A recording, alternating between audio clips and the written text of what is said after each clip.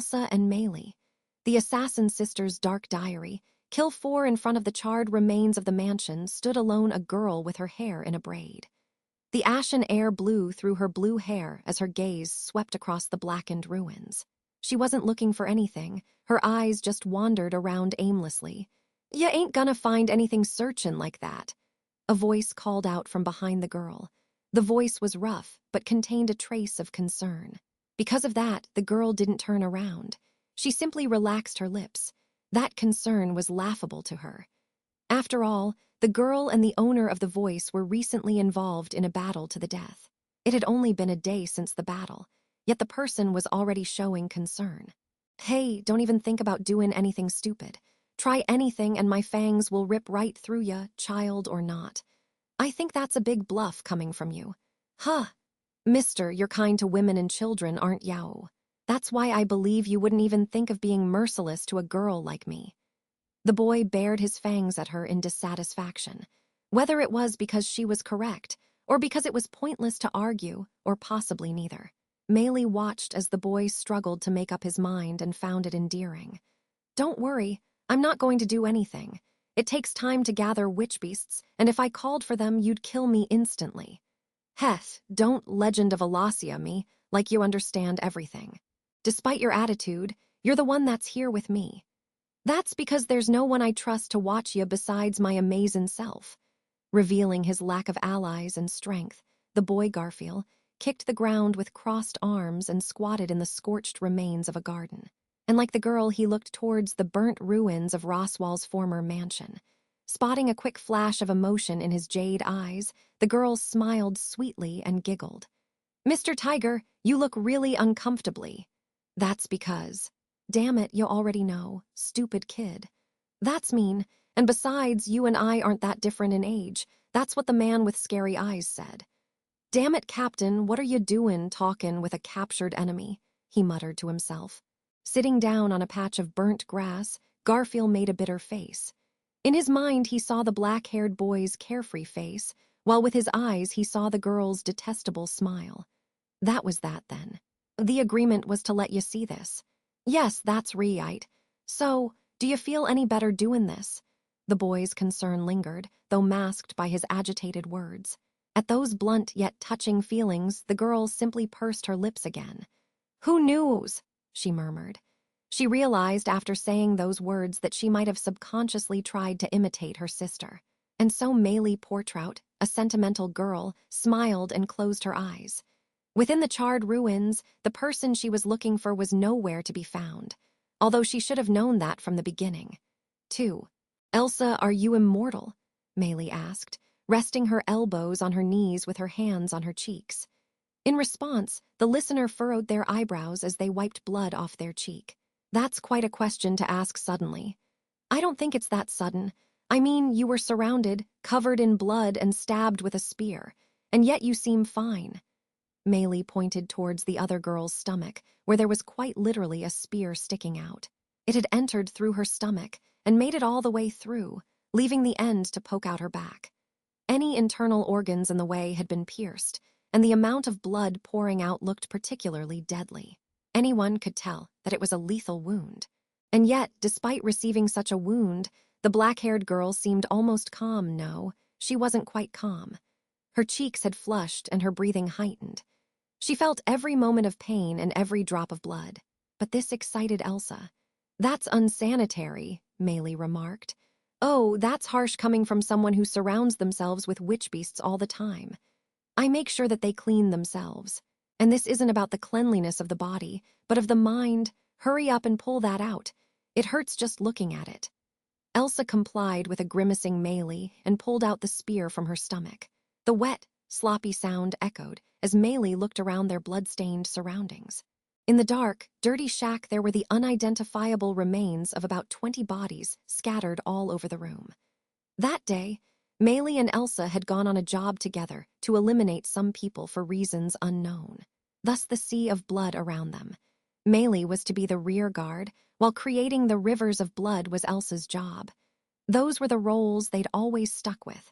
Considering the two of them, it was the obvious choice. "I barely know anything about you, Elsa, despite working together like thieves." I wasn't hiding it. If you ask, then I'll answer. Then I'll ask, how has that stomach wound already healed? Elsa stood in front of Meili, having obeyed and pulled the spear from her abdomen.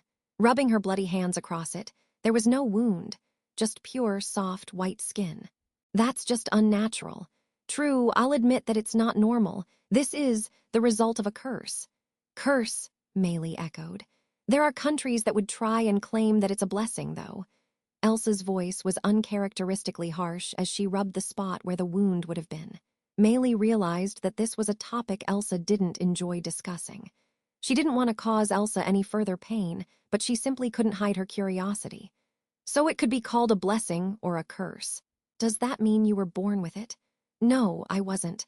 When I was about your age, I still had a normal human body. But after I was caught stealing back in my home country, I was sold as a slave. And then, the person who bought me was a bit of a strange one.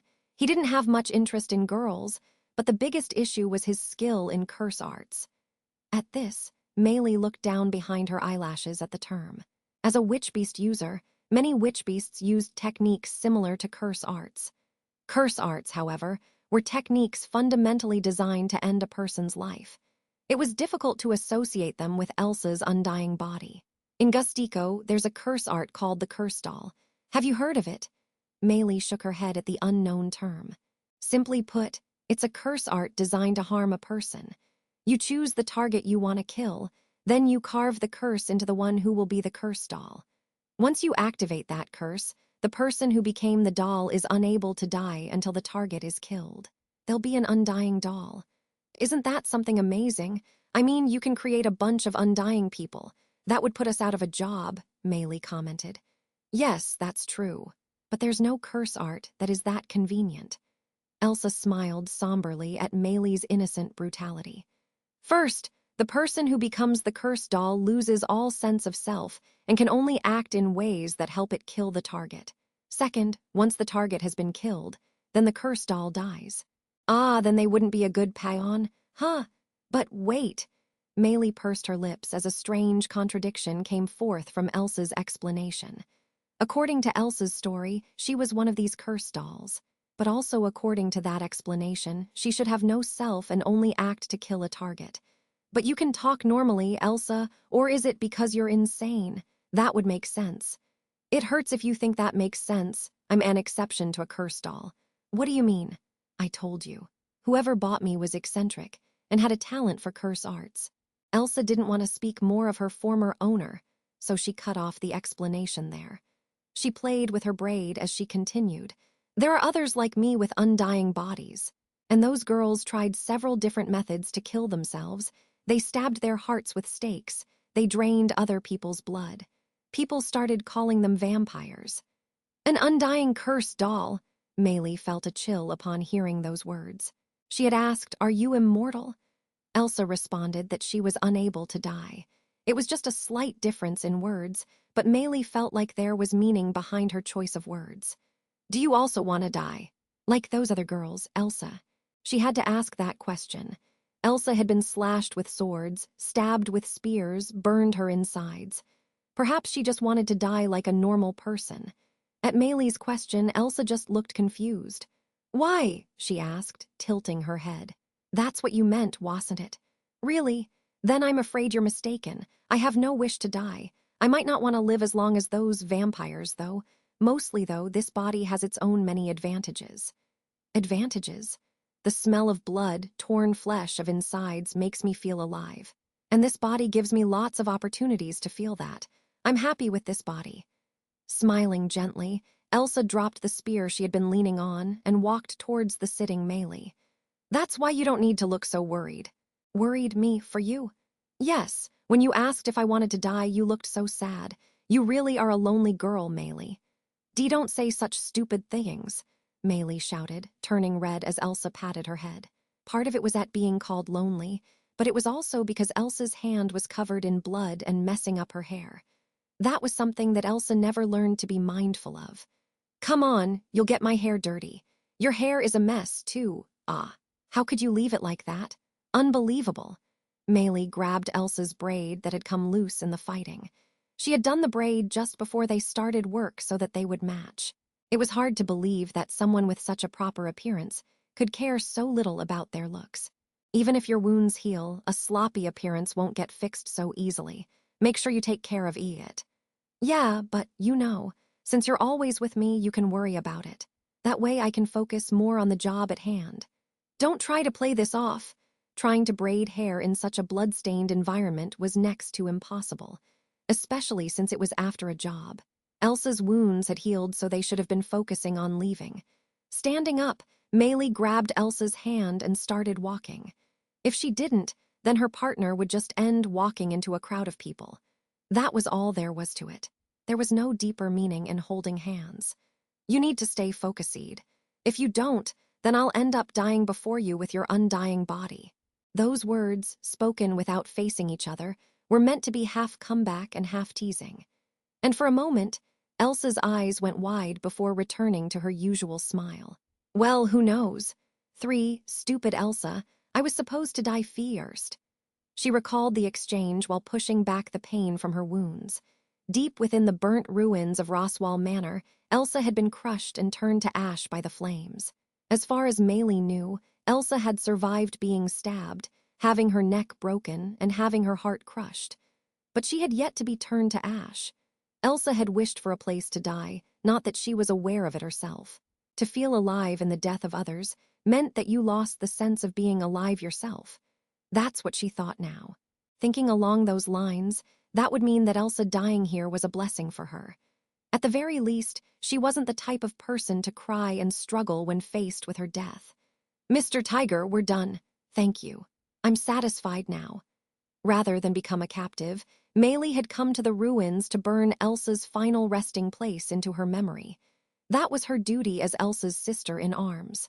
That much had been done. And so the next step was, whatever, I don't care.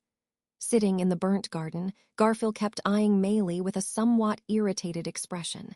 If you want to cry, I ain't gonna stop ya.